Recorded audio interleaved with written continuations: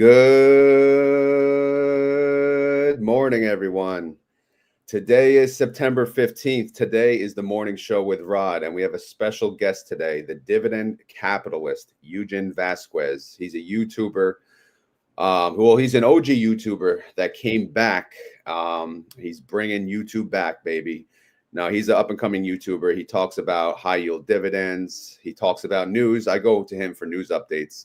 And he's here to do the morning show with us, and I appreciate it very much, Yujin. So for those of you that, for those out there that may not be familiar with you and your channel, do you want to give a brief introduction to who you are and how you started with YouTube? Yeah, sure. So first off, appreciate you having me on the show. It is definitely an honor.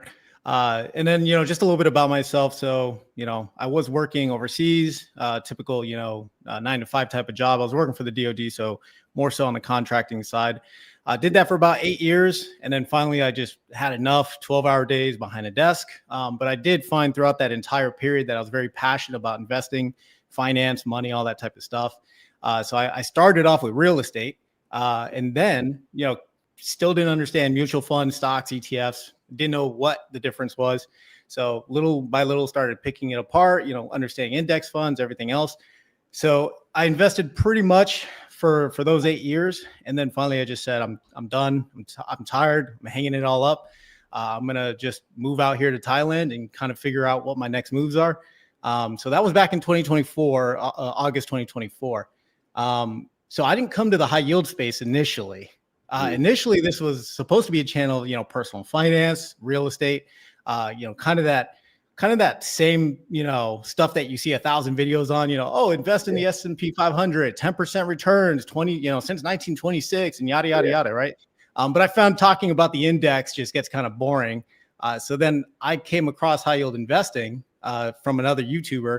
So we talked, and then I just immersed myself completely in this, I guess, sect of investing.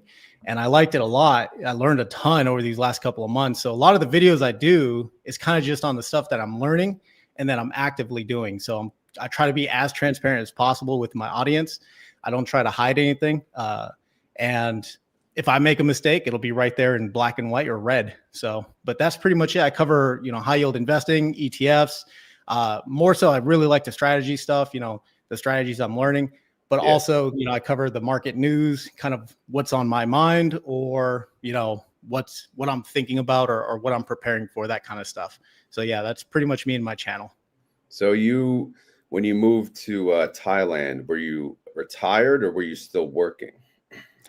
No, I was, I'll say I took a vacation right before I decided to quit. So 1 year prior to me resigning, I wrote down in a book. So I wrote down in this journal, right, that I was going to quit, and I put myself to a date. Nice. And then I need to do that. And then just like as the date was coming closer, I was like, I had enough vacation leave. I'm going to do 30 days in Thailand to see how it feels, see how much money I blow through, because I've been coming to Thailand since 2019. So I found that I really liked it, had a really nice area. And I said, you know what? Okay, this is it. So then I got back, and the first day I was back at my job, I submitted my resignation for 30 days later. Wow. So you lived in Thailand before you learned about high yield ETFs. Were you living off other income funds or real estate or something else? Yeah. So I saved a bunch of cash. Obviously, I mean, I'm working 12-hour days, not really a whole lot to do.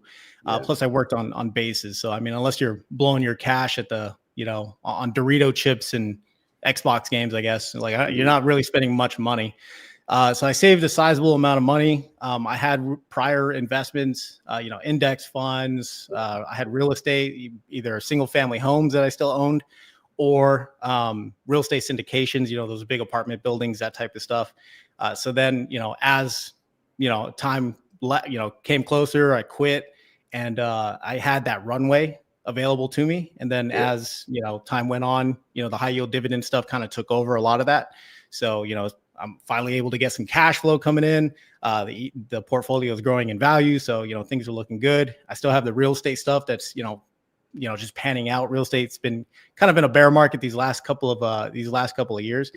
So I'm just kind of living off pretty much distributions at this point, like whether it's dividends, rental checks, or, high yield distributions. Yeah.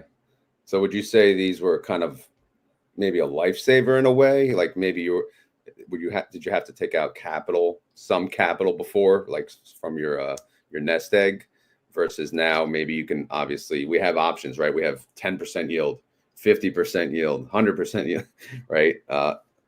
Were you kind of dipping into the nest egg before, and now these are kind of at least working for you, paying for you? Yeah, I would say that that's about right. So I had this, because, I wanted to try YouTube out. I wanted to do a finance channel. I had no idea if any of this was going to pan out. So I saved, basically a chunk of money. That was my runway, right? The entrepreneur runway, right? It was going to give me about 12 to 15 months of runway. And then if nothing works out, then back to a job I go. So to answer your prior question, I'm not retired. I'm more so trying this out. And if this doesn't work out, then I can always go back to a job. I mean, jobs are dime a dozen for IT professionals, which is, my background. But now I'm pretty much living off the distribution income. So whatever my portfolio, it's like whatever you kill, you eat. So whatever my portfolio is doing, whether it's the real estate stuff, whether I make or sell an asset or get a cash out refi or whatever, or distribution income from, the high yield ETFs, I'm pretty much living off that stuff right now. So this is going to be, I don't know, maybe like 2-3 months into this experiment. So we'll see if this pans out or if I got to go find a W-2. Yeah. No, props to you. You're doing it, man. That's the dream, right? And I give you credit for committing to it. And it's motivational, especially for me. So it's good to hear that it's working so far, right? And so let's go back to YouTube. Yeah, you're not retired because you do YouTube. YouTube is work. I can vouch for that, right? So what is the plan, I'll say, with your YouTube channel? Where do you plan to take it? I don't think you've done like any interviews with fund managers and things like that. Is it just more so maybe a few days a week, just do news updates, talk about your portfolio, or do you plan on doing more in the future? So for the YouTube channel, it's kind of funny. I won't say I stumbled into it, but originally what I wanted to do was create like this online community of, investors. And I started off with school, right? With school.com. I don't know if anyone's familiar with that, but I started off with that. That didn't really pan out the way I was hoping. So I was like, you know what? I'm going to just keep doing YouTube, just keep doing YouTube. And then eventually, people were like, oh, do you have a Discord? Do you have a Discord? I wasn't really using Discord all that much at that time. So, I had joined your community, I believe, at one point and a couple other ones. I was like, man, this seems like this is what investors want. They want that more kind of, direct, connection or that direct interaction. So I decided, after some thinking, I was like, let me try this Discord thing out and then give it a shot. So I won't say YouTube is like paying the bills or anything. I mean, it's like a couple bucks here and there, but I mean, I'm not, 100,000 subs strong. So whatever the money it does produce, which is like $500, if that, I mean, that's just like whatever to me. But yeah, as far as like a business, I suppose, maybe in the future, like I have some thoughts in my head that I am thinking about. And again, this is more towards like just entrepreneurship, business, minded, business focused type of stuff. I do produce a lot of content for free. Like I expect nothing in return. I try to provide as much value as possible, because deeper to my core, one of the values I hold is that I want to be, or I want to be able to give back, right? I want to be a little more selfless, because when I started out, I had no direction, like zero real estate. I bought all my real estate when I was working in Iraq. So I had sight unseen. So I made some mistakes there, definitely some costly mistakes, but also, even for investing in stocks, had zero frame of reference. I didn't know what an index was. I bought Sprint as my first stock. And I mean, that cratered, right? That cratered out.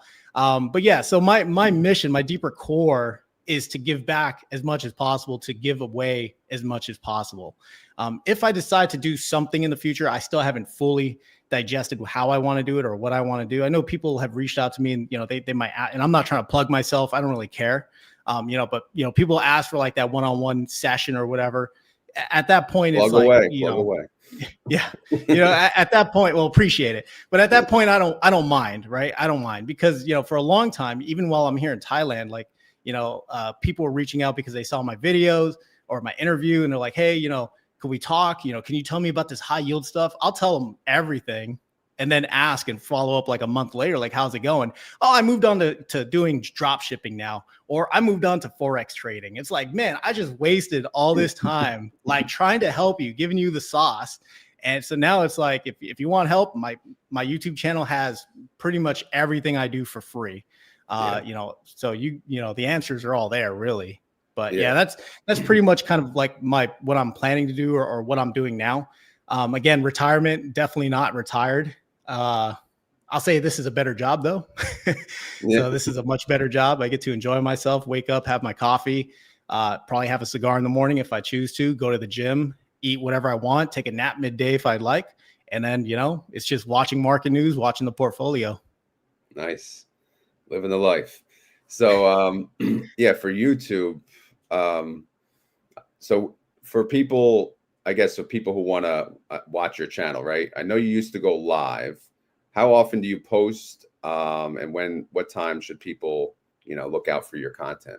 Do you still go live, or did you stop doing that going forward? I stopped doing the lives. I would like to pick them back up, but it's just the schedule that I put myself on right now. It just doesn't warrant that time. Yeah.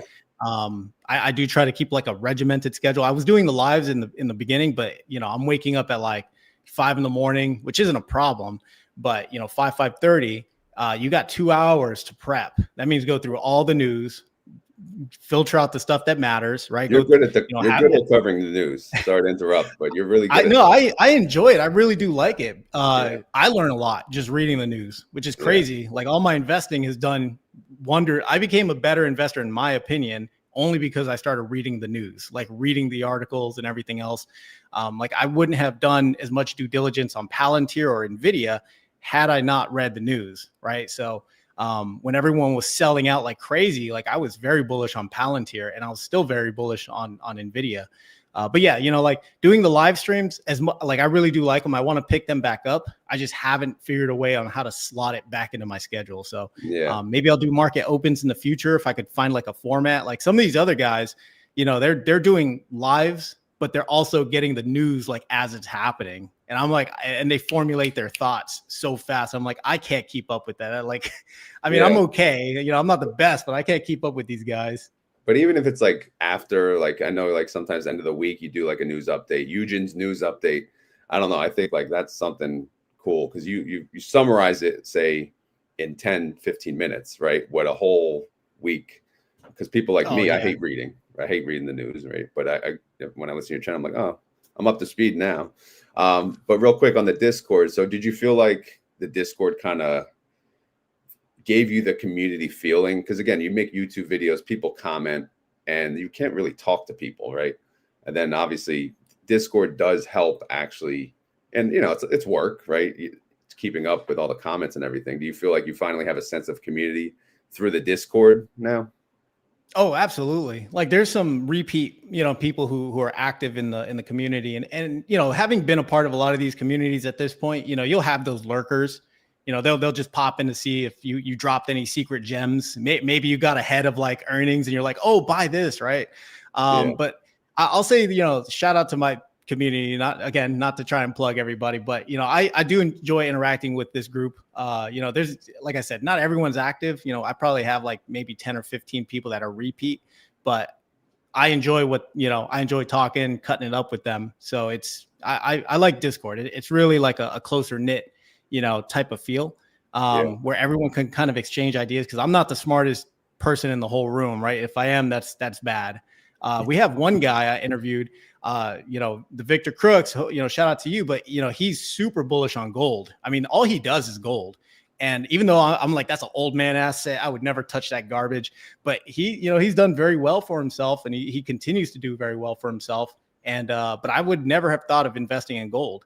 We have another guy who, even though he's in a high yield community, he talks about other ETFs that he might hold or something like that. Like he holds like a Vanguard real estate fund that's not US, right? And he's done very well. He'll pop in, throw in a couple different ETFs he's looking at or that he actually owns. So I learned, a lot from him. He goes by the name of Skeptic.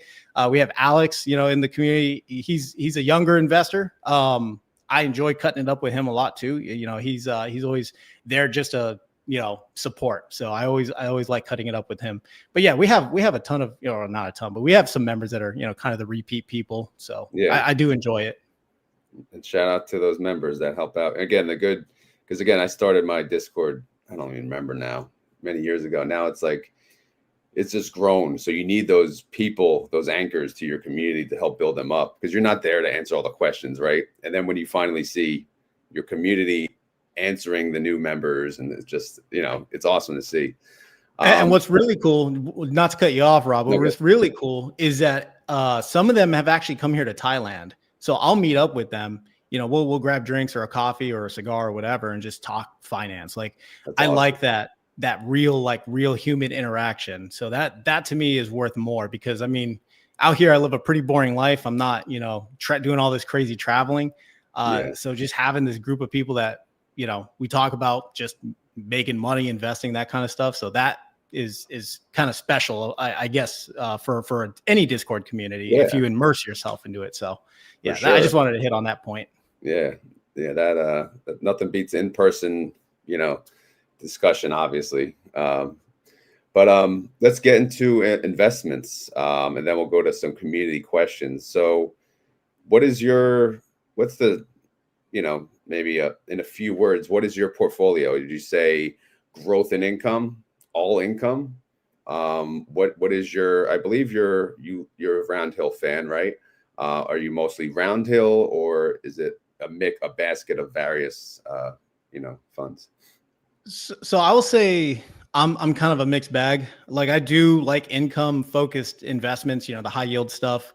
Mm-hmm. But I also think it would be prudent to include growth assets in your portfolio. Not just 100%, cover call ETFs. Not that there's anything wrong with that. The Round Hill stuff, it's funny. Like, I've been called like a Round Hill shill or this or that, like you're a fanboy, but really, in my opinion, it's just, I just haven't found any other fund manager other than Rex now. All right. So shout out to them. They're doing great stuff, but I haven't found anything that matched what I was looking for, because I still want to capture the upside. So it just so happened that Round Hill had that stuff. And during the February month, heading into the April lows, like, I was buying Palantir and NVIDIA, or PLTW and VDW, right? Everyone's like, oh, those are just leverage, they're bad, blah, blah, blah. But I was like, no, when these things start to pop, I want to capture that upside. Like, these are, in my eyes, and this is, of course, not financial advice, but I look at these as just basically the stock that pays a dividend. So if the stock is going to do well, these ETFs, in theory, should do well. So, I mean, that's just kind of how it worked out. I like YieldMax. They have funds for a certain type of investor. I do kind of like poke the bear a bit. I'll say, oh, look at YieldMax and Round Hill, they're talking trash about each other. I'll poke the bear a bit. I'm not going to. Yeah, well, they are nowadays. It's game on. Absolutely. And I joined the spaces. I started watching. So I initially didn't like YieldMax. I'll put that on record. But I initially didn't like them, and it was because I didn't understand them fully. I looked at the videos, NAV erosion, returning your own money, blah, blah, blah. But then I started watching the interviews that you did with Jay Petrocelli. And I was like, you know what? I have a whole new appreciation for YieldMax cover call ETFs. Because the cover call ETF, has been around for a long time. It's nothing new. The single stocks are, but not the cover call ETF itself. So I had a whole new appreciation for how these actually work, how they're supposed to be used, right? Or how you can include them in a portfolio. I will say all of my portfolio, like, I had Chippy at one point. Big fan of the semiconductor space. I'm very bullish on it, bullish on the AI thesis for the next 4 to 10 years. So I thought Chippy was excellent. And I've heard Jay say this about these, 3 funds, Chippy, GPTY, and LFGY, that these are institutional quality funds. So it just made me feel better that I bought Chippy at its inception and I was adding to it. But as SMH, the semiconductor space started taking off, I was like, you know what? I don't want capped upside. The distribution's fantastic, but I don't want capped upside. So I ended up selling it. But I still think Chippy is a great ETF. but yeah, that's pretty much, I will say yes. Most of my portfolio, the high yield stuff, is all round hill. Not because I'm a fanboy or I'm being paid or sponsored. It just happened to be that way. It just so happened to be that way. But I Okay, do so have you like REITs. the distributions, right? And you Yeah. do not want any limit to your upside. And Yeah. obviously, you're getting, and you're okay with the downside risk, obviously, because if you go down on those funds, it's 1.2x, right? That you get hit. So Yeah. has it been working out for you so Yeah. far? I mean, I know I recently the market's been been behaving. ripping. Yeah. Well, yeah, the market's been ripping, but it's also had a pullback in September. Yeah. I just released a video for the portfolio update, and I go in depth using Snowball Analytics to show people exactly each of the positions so they can Yeah. come to their own conclusions. I'm not going to say this is crappy, this is not crappy, NAV erosion this, NAV erosion that. I'm not gonna try to dissuade people from or to these funds.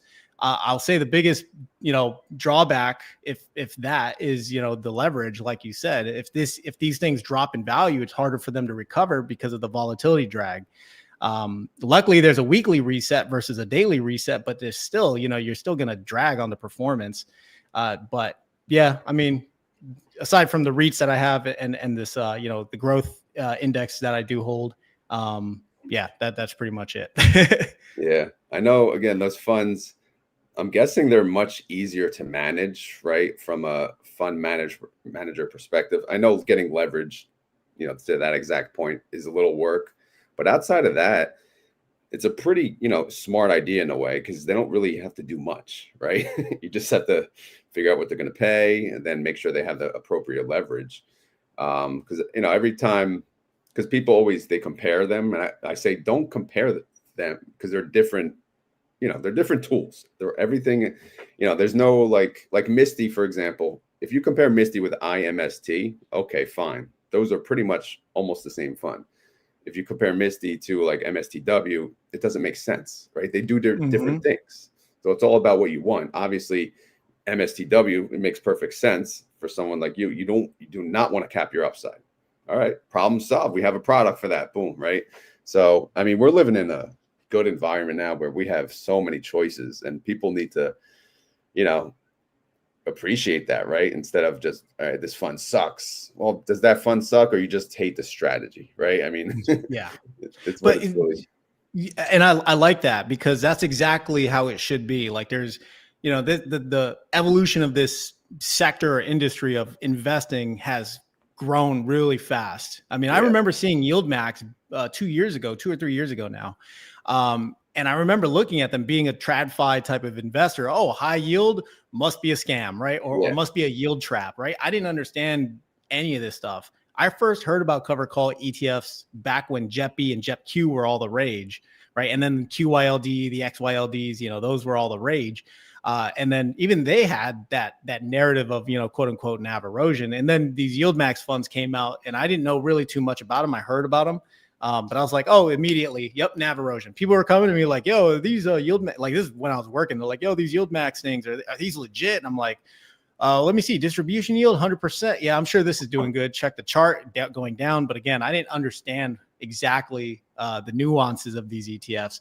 So yeah, it's interesting just how fast this industry has grown and continues to change. There's going to be a product for everybody.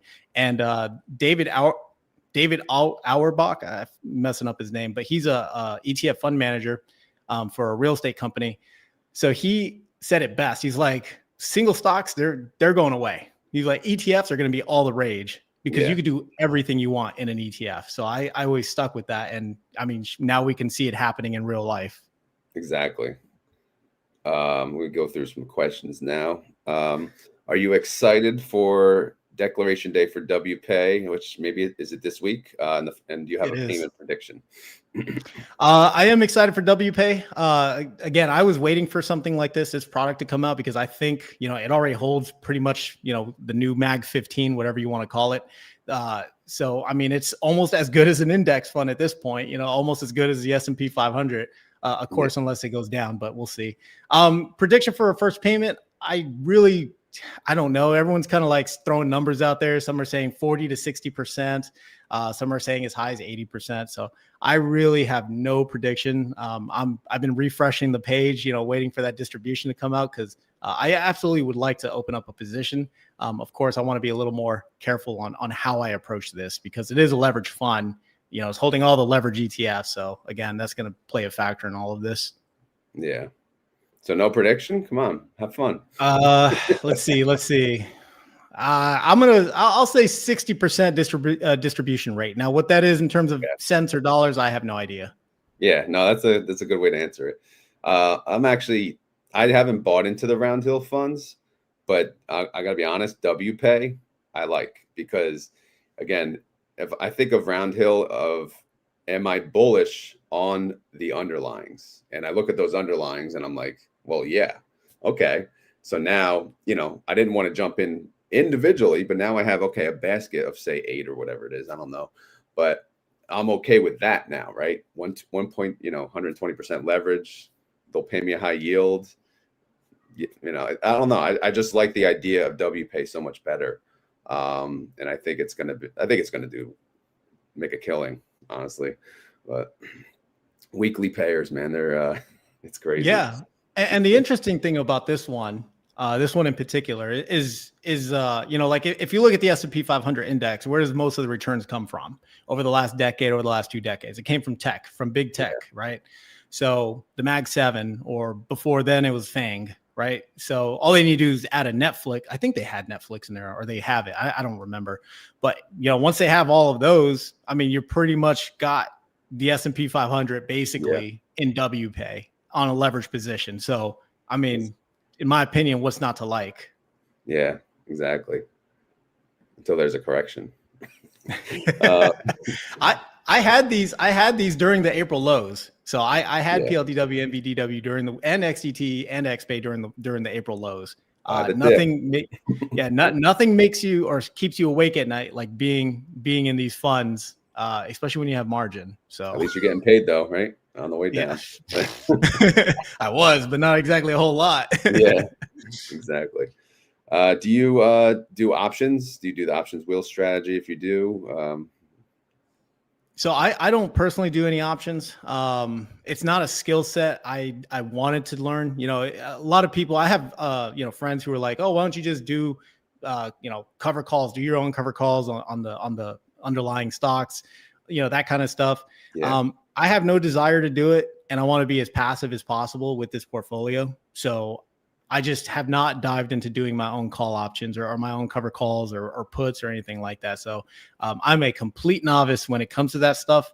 To plug you, I know you got your coaching program, so I honestly was like looking at it, I was like, this is something I could probably participate in. I still am considering it. It's just options really is not my passion. Like I just don't really, care for it, but I might, indulge later on, just not right now. Yeah. No, I understand that. And to the community real quick, if you have a question for Yujin, please post the word question followed by your question and I'll pull it up for him. So yeah, I would always say to everyone, even you don't want to do options, you don't want to spend the time trading options, I at least say learn it, right? You have to learn it because it's good. Because think about it, if you're investing in, although Round Hill's not really doing options within the fund, but a lot of the other funds, they have some form of an options trade within, right? So it's good to understand at least what is happening within, inside of the fund. But again, at the same time, that's why these funds are here, right? These funds are here because the majority, right, of people that invest, they don't want to do it, right? They don't have the time to do it. Markets open when people are working. Who the hell can trade options when they're working, let alone learn it? Right? It's like, it's so I get it for everyone, but I would definitely recommend at least giving it a try, even the paper trade or something, right? Because it's a powerful tool, right? Once you learn it, and you can get yourself in trouble too, obviously. But yeah. Yeah, that's always been kind of like a thing. Like I enjoy just learning, like I know how cover calls work at like a very high surface level. Yeah. But I remember there was another person who lives out here, saw my YouTube channel, reached out, wanted to grab a coffee. So he's like trying to teach me like options at coffee, like over coffee. And it was so funny. I'm just looking at this. My eyes are glazing over. I'm like, bro, you got the wrong guy. Like, I don't think I could do. He's like, yeah, but you got to look at the deltas and, look at this and, look at the theta decay. And I'm like, bro, you're talking to the wrong guy right now. Like, I don't understand it. I always avoid, I say, speaking the Greeks. Like the way I treat options is just, I don't know. Because when you try to, obviously everyone learns differently, but sometimes you listen to YouTubers and like, they just talk way over your head. It's like you're kind of, like you said, theta. No, get me out of this, right? But if you just show them, all right, I sold a put, I made this much money, like something like that. And that's what I try to do, right? I try to keep it. That goes with everything. Just keep it basic, because people are so intimidated with investing, and to even buy a stock. Forget about options, right? To even like buy an individual stock. So, and channels like yours, like you said, you do the teaching yourself too. And hopefully, with everything available, I'm sure you see it, right? 20-something-year-old investing, maybe teenager, like 18, like these kids are starting young, which may not, and when we were young, right? Although I'm probably older than you, this wasn't readily available, right? There was a commission to buy a stock. So forget it. I can't afford that. I'm a broke loser. I can't invest. So there was no finance tube was not a thing like back in 2016, or it was in its infancy. Like Graham Stephan was not a person, right? Meet Kevin, not a person. So all these investing YouTube channels did not exist back then. It was mostly just a bunch of like, skits or jokes or memes or whatever. Exactly. And then just little by little, it started going that way. Like now we have traders on YouTube showing you live trading sessions. Yourself that's doing, the cover call, going through the intraday trades, myself, a bunch of other people doing, I didn't even realize how many freaking ETFs come out a day. Like there's almost a brand new ETF every other day, or a new filing for them. And it's crazy. But yeah, finance tube was not even what it is today. Back then, again, it was like personal finance, live below your means, invest the rest, buy an S&P 500 index, retire in your 60s, right? That kind of stuff. But yeah, now we have this little fringe on the edge of finance that is, and it's funny, even dividend communities, they don't like, cover call or high yield instruments, so you still have like some friction there. So it's kind of funny to see how all of this like played out. Oh yeah. There's there's the growth, there's the dividend growth investing, right? And then there's high yields, those are bad people. They don't know what they're doing. Right. So it is interesting, because the thing nowadays, you go on YouTube, just type in dividends, type in high yield, Ulti especially. Oh my God. Like there's a new YouTuber like every day. It's crazy. I look, my views are going down. So so I'm feeling the pressure of of it all. But it's I don't blame people, right? It's a popular topic. Why not get in, jump on it? But I don't know. It's a whole new world now, and I love it though. It's a great time. I always say it's not competition. We're all, there's plenty of people for everyone, right? There's people that love to watch you. There's people that love to watch me. There's people that love to watch other people, or they love to watch everyone, right? It's not a competition, Yeah. And I like that. I really do, because, this is a space, I'll call it that, right? Or finance to whatever you want to call it. Like this is a space where everybody can win. Exactly. Most other places is super competitive. Like in real estate was the first, like my first foray into where everybody can win. Like you can team up with investors instead of fighting each other, competing over, properties or projects. Why not just come together, go 50-50 on a project, right? And then walk away, right? Everyone can make a little bit of money. But I like that about, real estate.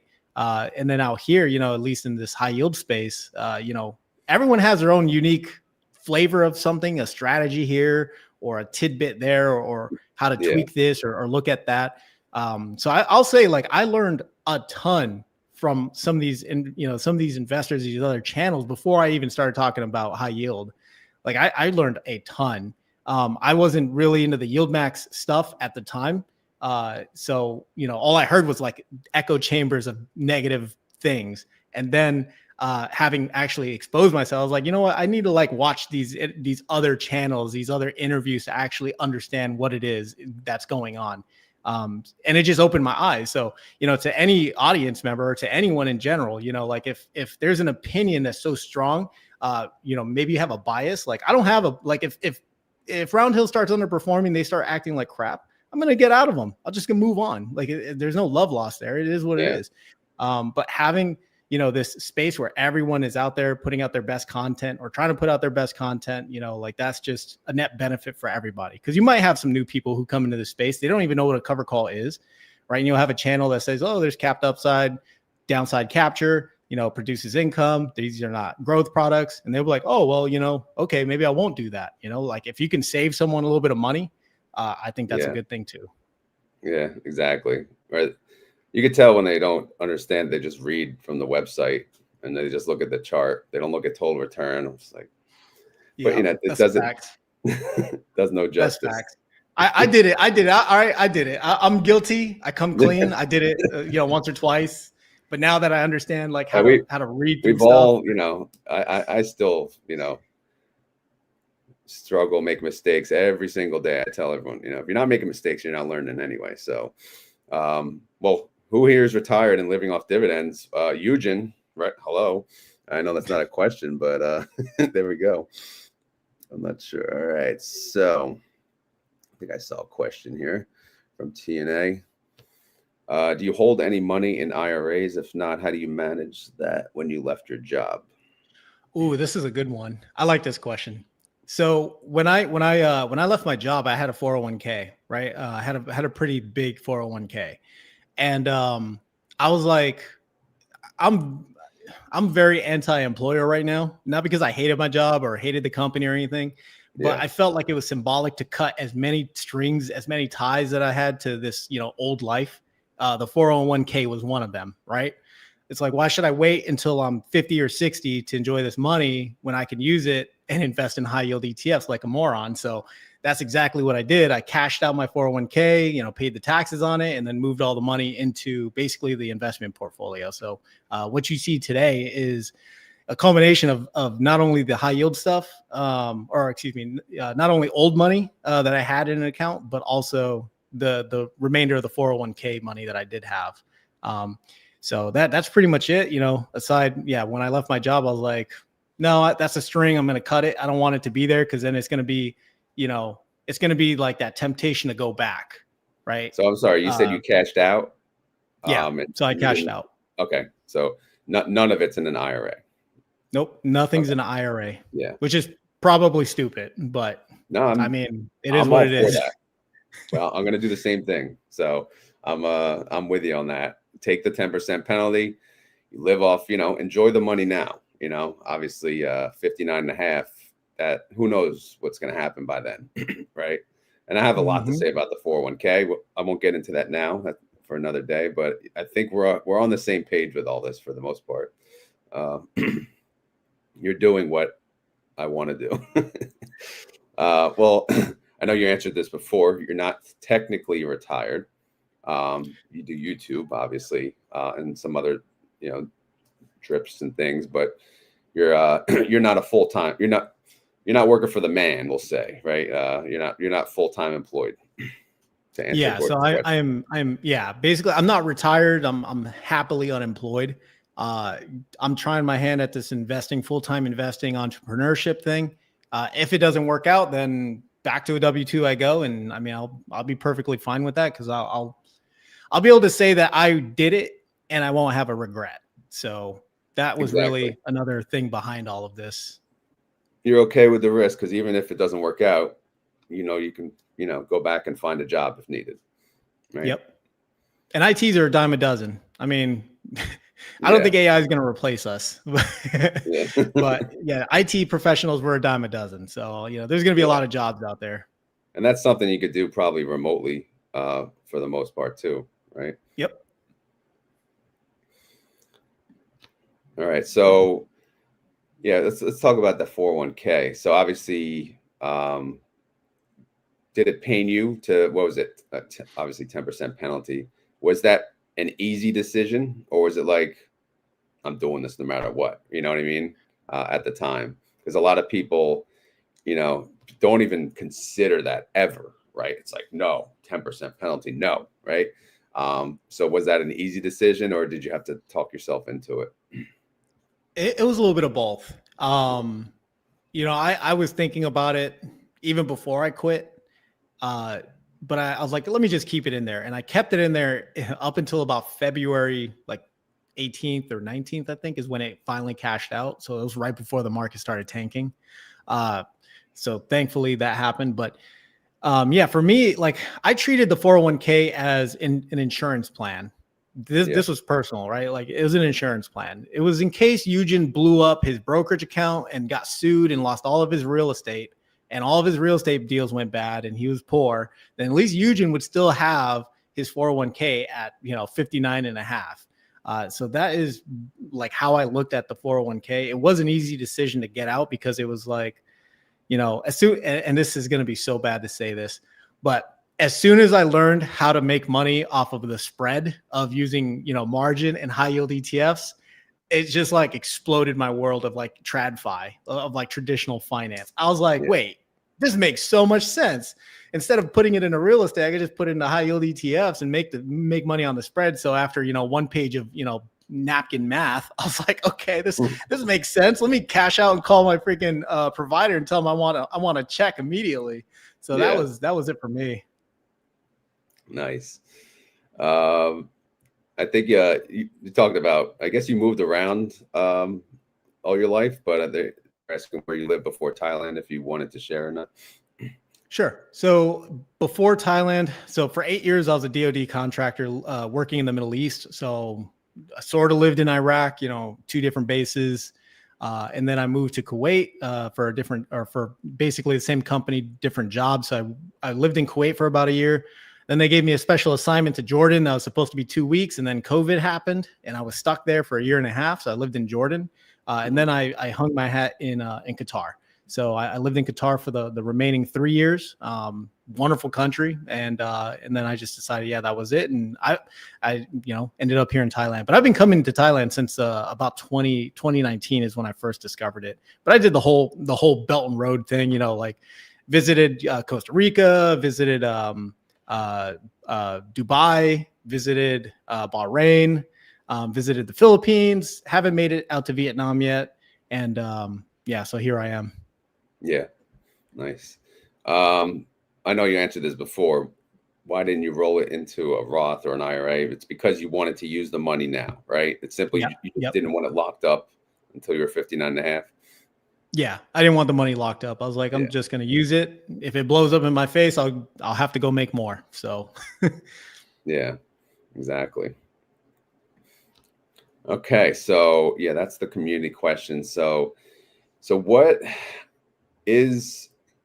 would you say, I guess, so what do we have? Roundhill, YieldMax, Defiance, Rec Shares. How would you feel about ranking them? Oh man, you're going to put me on the spot like this? Dang. You know what? I know Roundhill's one. They're all bad and they're all good. Like, all right. I'll try to do this as unbiased and as objectionable as possible, or objective as possible. You'll get no hate comments, I swear. You shill. No. Yeah. All right. I'm going to talk from the perspective of where I'm at in life. I think that is going to add some fidelity to this. So I am currently, 35 years old. I need to prioritize income, right? But I don't want to sacrifice upside for just straight income, right? My portfolio, again, this is something taboo, but I'm fully margined on my portfolio. All right. It is what it is. So I can't have ETFs that are going down in value and I'm fighting the market and I'm fighting the broker, and I'm also fighting, NAV erosion. Right. So I can't be fighting these things. I need something with upside potential, produces a moderate distribution yield. I'm fine with 30%. I could live off 30%. So having known all of that, this is how I would rank things, right? Honestly, again, Round Hill is going to be the top one for me. It's just the funds that have worked out for me. If I was an older investor, didn't have all this stuff, then, cover call ETFs can be premium. I would put Rec Shares up there with Round Hill, to be honest, just because of the way they've been performing for the 4 funds that they do have, Coinbase, MSTR, Tesla, and Nvidia. So I'll put Rec Shares up there as well. Again, for me, because of where I'm at in life, I would put YieldMax probably a layer below them. And the reason is because it's not that their cover ETFs are bad, their cover call ETFs are bad or any form of the sense. It's more so like I like their GPTY, Chippy. I like those. But because I'm looking for uncapped upside, I have to move them down a bit. But I would say YieldMax is pretty good. Now I would put Defiance under YieldMax. They just have a horrible reputation, but I'm not saying they're bad. QTUM, the quantum ETF that they have, QTUM, has done phenomenal. Some of their cover call ETFs, I've never invested in them. A lot of people don't like them anymore because of how many reverse splits I think they've had. I don't know that for a fact. Plus, they've had share price decline, et cetera, all that other stuff. But they've been paying out, so I don't know why people are mad. I use Defiance. If I had to use them, I would use them for the intraday trades. The leverage funds. I do like those. I do like those products. So I would use Defiance there, but I'd put them under YieldMax. NEOS, I'd put probably they're the gold standard. I hate to say it, but they are the gold standard. I'd put them way at the top, even above Round Hill. But they are the gold standard. I just don't own any NEOS funds because the distribution rates aren't where I want them to be. Let's see what else we got. Granite Shares. You said you use margin, right? So in answering this question, did you consider margin? I'm just curious, margin maintenance on all these funds? Are yes. Any of these like unfavored on margin maintenance? They believe? Well, they all have like a above 25%, so they're all going to be 30 to whatever. But again, what really makes sense for me because of the portfolio structure and having so much leverage and debt.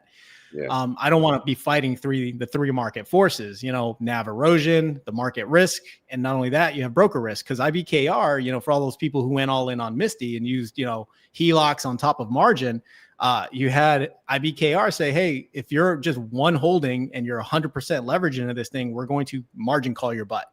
Whereas other people, they were a little more forgiving on that. So that does come into the equation. I have to take that into account. But yeah, I wouldn't say the margin maintenance ratio was a factor in any of this. But I will say keeping the 3 market forces that can affect your portfolio definitely were. Yeah. Sorry, you're going to say Granite Shares. Granite Shares. I think they're a phenomenal fund. I mean, they do a lot of, like everyone's starting to love Yield Boost products. So I see it all the time. People really like the Yield Boost products. I think YieldMax has some stiff competition. I know they got their LevMaxes coming out, and that's going to be kind of the quasi, answer to the Yield Boost product lineup. So it's going to be interesting to see. But yeah, I think Granite Shares is pretty good. I'm not sure where to rank them though. Okay, they're in the middle somewhere, right? Yeah, they're on the chart. Yeah, I don't know if you know that. Do you need citizenship to own property in Thailand? You don't need citizenship. You can own a house, you can own a condo, you can't own the land. So a lot of people, they're in the expat community. They're worried that the government's going to come and just take everything. The way you get around that is having a Thai partner. You guys go in on an LLC. Usually people put their wives down or husbands, vice versa. And then they go out and buy the land, and then they buy the house. But land, depending on where you're buying, land is pretty cheap out here. Like I could buy a really nice house, like this is like a mansion for 100,000 USD. Really?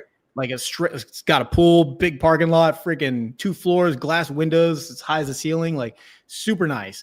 Wow. But again, it's, I don't want to have assets in Thailand. So I keep all my assets in the US that you know of. You're selling us. We're all going to move to Thailand. More ranking. Sorry, more work. I don't know if no, it's all good. If you're familiar with these funds, but these are just Yield Boost. If you wanted to rank these? I would say just based on my own taste, I'd put NVYY at the top, XBitty under that because it's a Bitcoin.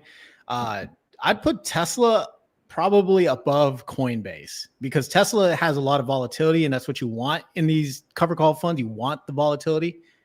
So having that for Tesla is in my opinion, a good thing. So that's how I rank them. Yeah, we didn't talk about Bitcoin. Do you believe in Bitcoin? Do you own Bitcoin? What's your feelings on Bitcoin? So I have a whole strategy that's built out around, it started off as Bitcoin, but now it's Ethereum. So I'm a big fan of Tom Lee. So I own BMNR, full disclosure. And I also own an FU position, which is an Ethereum 2X, because I like where Ethereum is going, more institutional adoption. It could revolutionize Wall Street, the financial system. So, I'm believing that. So I really do like, Ethereum. Well, now I'm bullish on Ethereum because of BMNR and because of Tom Lee. But before that, definitely on Bitcoin. I don't own coins, and I don't do a wallet because I don't want to have to deal with all that, passphrases, keys, hard wallets, soft wallets, all that garbage. So I just own IBIT straight out. I just own IBIT. And by extension, I own MSTW. So I own MSTW. Yeah. I did hold Misty at one point, but had to give her pink slip and say, hey, I need to sell both MSTR and Misty. And now I have a single all-in-one product, MSTW. So that is, so I do believe in Bitcoin. I don't believe it as much as British Hodl. I know you had him on your show, but he kind of has the same the same thinking that I have. I'm not romantically involved with Bitcoin. I don't think it's going to replace the world reserve currency, right? I don't believe it's going to, like everyone from a lowly Sherpa in the Himalayas all the way to, a CEO is going to be doing their transactions with Bitcoin. I don't think countries are going to be doing their transacting in Bitcoin. But I do believe it is a good risk on asset with a lot of potential as more people continue to adopt it. And because of British Hodl, continuously hammering the point that, institutions, BlackRock is adopting, Bitcoin is one of their most successful products, then that to me is a good surefire sign for Bitcoin. But not only that, you have in politics, the U.S. is printing money like it's going out of style. Our debt is insane, absolutely insane. We're entering, in my opinion, this phase of quantitative easing. You have interest rates that are coming on that are going to be coming down. All of these are tailwinds for Bitcoin. Or crypto in general, or whatever. The whole crypto cycle, the Bitcoin winter, I think that's going to be completely changed or sidelined even because of how much adoption is coming into the marketplace. So I'm bullish on Bitcoin. I say all that to say bullish on Bitcoin. Bitcoin and Ethereum. Bitcoin and Ethereum. And then nothing else. No altcoins, no meme coins, no shit coins, none of that stuff. I lost money in that before, so I don't even bother with it anymore. I hear that. Do you have bidets in Thailand? Some places do, not every place, but some places they do have the bidets. Like definitely in the Middle East, you saw bidets everywhere. Oh yeah. I didn't know what it was. I'm looking at this thing. I'm like, it's an extra toilet next to a toilet. I'm like, what the heck is this for? And I know. That's when I had to Google it. I'm like, this thing look right here. Yeah. But once you know how to use it, it's a game changer, man. I'll tell you, it is a game changer. Like, I'll say it's a game changer. I'll leave it at that. I'll spare people the visualization. Exactly. So it's not in every bathroom in Thailand, but it's there somewhat. Yeah, so in some places, like you get the hose, like at least you get the hose, right? But not every place has bidets, I suppose. Okay, so it's a important question we had to cover, right? So real quick, I'll give you one question from me. If you had them build out the perfect fund, if YieldMax, Granite Shares, Round Hill, if they're all listening, right? What is your perfect fund? What is your perfect yield? Do you have a certain strategy that if you yourself were building an ETF to invest in, would you have an idea of what you would want that's not out there at least? That is a great question. I honestly would have to say it's going to be a split between something from Round Hill and something from Rec Shares and a combination of those strategies, or maybe an all-in-one wrapper. Like like people are like, oh, swap agreements, you don't really make money, but it's like every ETF out there is starting to include swap agreements. So something must obviously be there.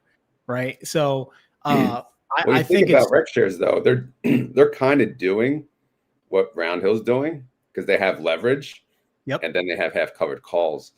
So I'm not sure like if that's the route you're heading. But sorry, continue. No. That's pretty much it. Like Rex, I think if they had a better or not better, but if they had more of a product lineup for their weekly pays or with their incoming growth, I think they would be a hit. Depending on which tickers they choose, but I definitely think they'd be a hit. If I had to create the UGTF, right, the ultimate UGTF, it would incorporate strategies like that. Some Yeah. type of probably cover call What with yield? half leverage. What yield would it be? Oh, it'd be like 1,000%, and I guarantee it. No, no. I don't know. Like, it's funny. Like back in the day, and I know you know this. Back in the day, a 4% yield was like good, right? And then a 10%, 8 to 10% yield was like crazy. And Yeah. now 100% is like the minimum expectation now. But 4% was almost a yield trap back in the day. yeah, exactly. Yeah. Like, oh, I don't know how they're doing that with all the cash flows, and you have Yeah. to actually do due diligence. Like Yeah. nowadays, it's like, oh, this thing pumps out 100%, right? First week. But yeah, Exactly. I would probably, I don't know, I would shoot for a yield of between 50 and 70%. I know some of the lower yielding ETFs. There's this thought out there that if they withheld the yield and put it back into the NAV and protected the NAV and blah, blah, blah. Yeah, I mean, that could work too. But then you'd probably have a bunch of people pissed off because they want maximum yield. Yeah, exactly. All right, 50 to 70% yield, no capped upside, and leverage through swap agreements. All right.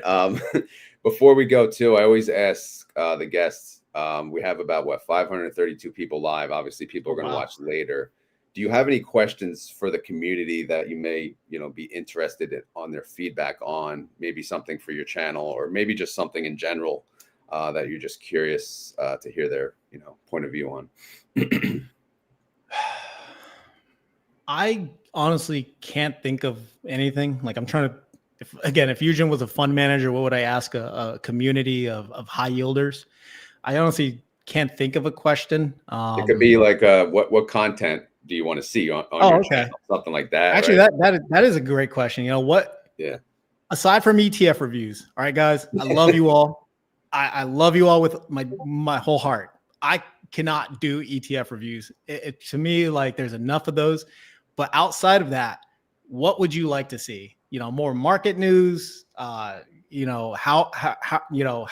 impacting the individual stocks that have cover call ETFs or leveraged funds or whatever? Do you want personal finance tips? Do you want motivational speak? Do you want a blend of expat living with living off distributions? That kind of stuff. I think those would be probably questions I would ask. Okay. All right. So guys, real quick, guys and gals, if you haven't checked out Yujin's channel, he's a YouTuber. I think we should help him get to 10,000 subscribers before the end of the year. I think he could do it. What do you think? But yeah, his link will be, I'll pin his channel to the top of the comments. His link is already within the live chat now. And obviously his question out to the community is, what type of content really outside of ETF reviews are you interested in seeing on his channel? So Yujin, I appreciate your time today. I would say thank you for getting up early, but I know it's dinner time over there. But as we get to the end, I'm going to do some things, but we do a keyword at the end. So I'll let you think about a keyword as I go through the other spiels, and then I'll let you speak the keyword at the end of the video. So as always, this is not financial advice. I am not a financial advisor. Yujin's not a financial advisor. We're just here for fun and entertainment. So hopefully you guys had fun with us. Hopefully you're entertained. If not, we'll have to do it all over again, and we'll try our best to talk about maybe more bidet talk. We'll do better. Maybe it'll go viral. But no, and also obviously, Yujin, again, appreciate your time today. But I don't know if you ever made it to the end of my videos, but we have to talk about a keyword. So this is through the community, for the community who made it this far in the video and they want to prove it, they have to type in the comments the keyword. So it's up to you. You're the special guest. You can do a one word, you could do multiple words, you could do whatever you want. And they have to type that in at the end of the video in the comments on Twitter or YouTube. The keyword is going to be bullish AF. Bullish AF. There you go. The keyword today, bullish AF. So if you made it this far in the video, out of respect for Yujin, you got to type in bullish AF. I appreciate you all being here live this early in the morning. I appreciate you, Yujin, joining the channel. The whole community appreciates it. You have a great channel. I like it. Again, you are my news guy, so please keep up the news. Again, thanks for being here, and thank you all for watching either live or later on. Take care. Appreciate for having me.